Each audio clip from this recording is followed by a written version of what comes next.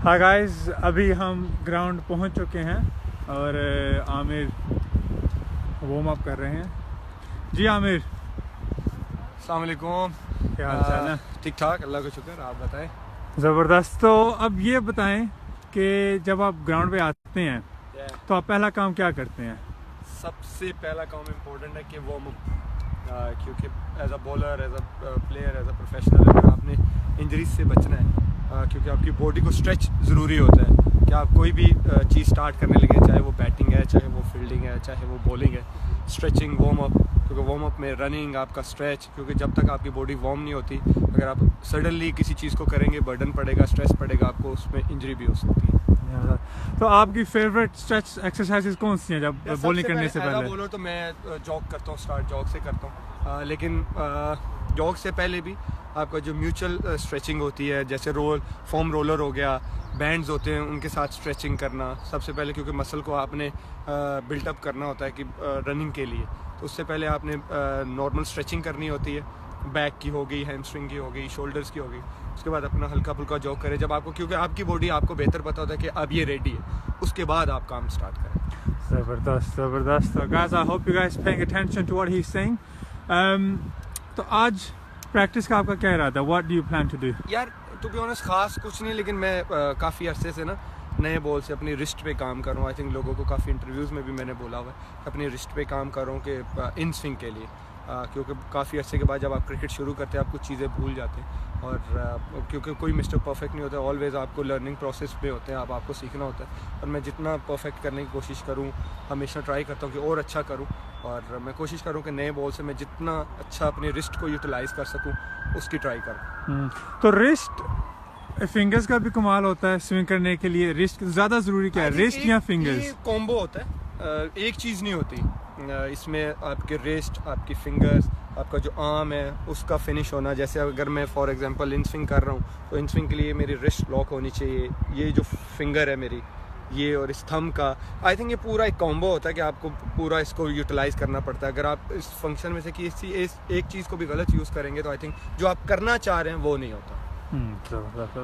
चले आ जाए।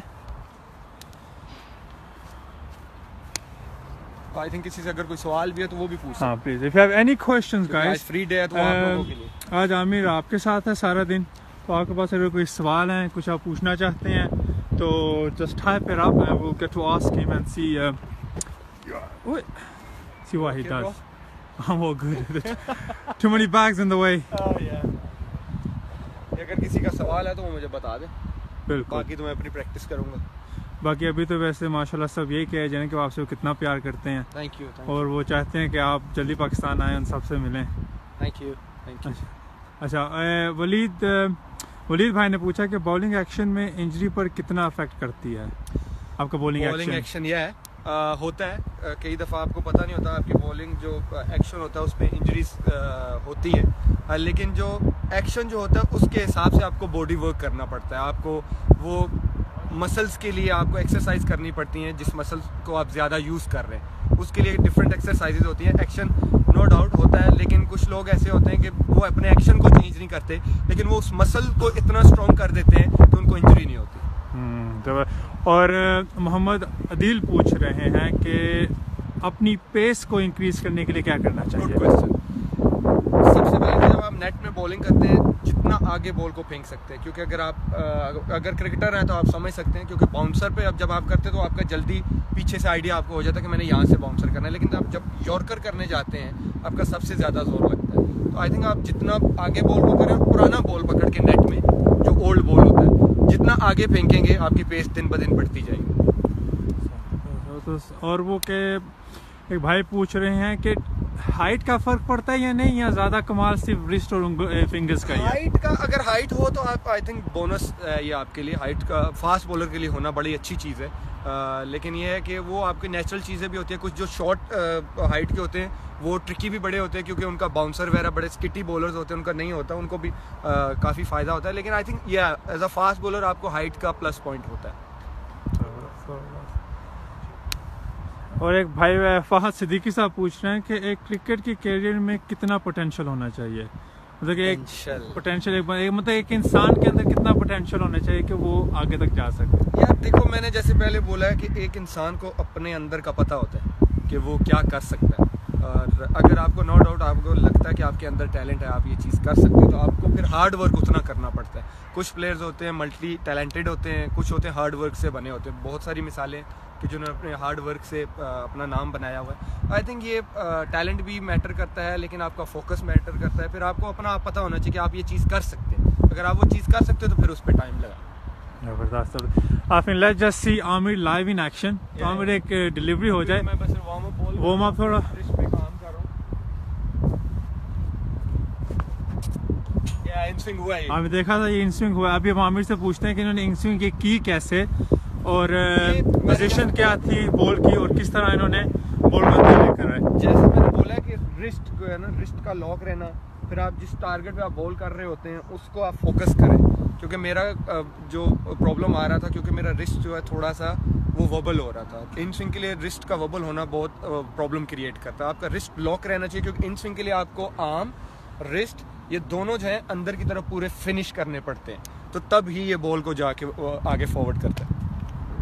तो इसके लिए कोई स्पेशल रिस्ट की एक्सरसाइजेस होती हैं, या you just kind of learn with time? Exercise तो आई डोंट थिंक सो कोई स्पेसिफिक हो, लेकिन ये है कि आपके शोल्डर्स वगैरह या आर्म्स वगैरह तगड़े होने चाहिए, क्योंकि एज अ बॉलर आपको वैसे ही फिट रहना पड़ता है, और जितना आप फिट रहते हैं आप अच्छा परफॉर्म करते हैं। मेरा हमेशा से ये बिलीव है कि आप जितना फिटनेस पे ध्यान देते हैं एज अ फास्ट बॉलर, क्योंकि आपकी जान सबसे ज़्यादा लगती है एज अ फास्ट बॉलर, क्योंकि फास्ट बॉलर वो कि उसने बॉलिंग भी करनी है, फील्डिंग भी करनी है, 50 ओवर 90 ओवर, उसकी फिटनेस का डबल होना बहुत ज़रूरी होता है। Let's continue.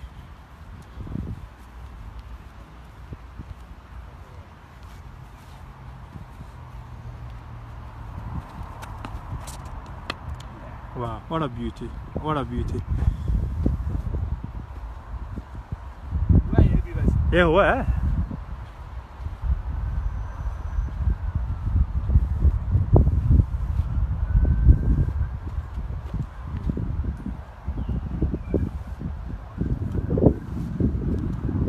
तो एक भाई पूछ रहे हैं कि हवा का कितना असर होता है स्विंग के ऊपर? यस, हवा का होता है, डेफिनेटली होता है, क्योंकि विंड जो है बॉल को काफ़ी कई दफ़ा उसको स्टॉप भी करती है। अगर आप अगेंस्ट द विंड कर रहे हैं, जहाँ तक मैंने देखा अगेंस्ट द विंड ज़्यादा बॉल स्विंग होता है, क्योंकि उसको बॉल को जो है वो जाते हुए रोकती है, तो बॉल हवा में स्विंग होता है। वो विंड में जो है ना उसका, अगर फास्ट बॉलर हैं आप अगेंस्ट द विंड बॉल करके देखना, क्योंकि अगेंस्ट द विंड मुझे लगता है कि मेरा जो एक्सपीरियंस है कि ज़्यादा स्विंग होता है। तो अगर आप फास्ट बॉलर हैं और आप अगेंस्ट द विंड भाग रहे हैं बॉलिंग करते हुए, तो फिर जब डिलीवरी करते वक्त अगर आपने इन स्विंग सोची हुई है, तो do you have to factor the wind in your position of the arms? Yes, some time अगर आपको फील होता है कि विंड ज़्यादा है, फिर आप स्विंग की बजाय वो स्पॉट ढूंढें जहां आपने बॉल करना है। आई थिंक जो सारे बात करते हैं, अगर राइट हैंडर खेल रहा है तो सबका जो एम होता है कि वो इन दो विकेटों को, इन दो स्टंप्स को एम करे। फिर अगर आपको लगे कि विंड ज़्यादा, तो फिर आप इनको एम करें कि मेरा बॉल यहाँ पे फिनिश होना चाहिए। आप उस स्पॉट को देखें कि मैं यहाँ पे फेंकूंगा और फिनिश यहाँ पे करेगा, क्योंकि विद द विंड कई दफ़ा बॉल कंट्रोल नहीं होता, स्विंग कंट्रोल नहीं होता। तो आपका मेन जो फोकस होना चाहिए वो इनको होना चाहिए कि इनको बॉल हिट करें। So now we'll do a few more practice drills with Amir. तो guys stay tuned. तो अभी हम कुछ देर में वापस आ रहे हैं।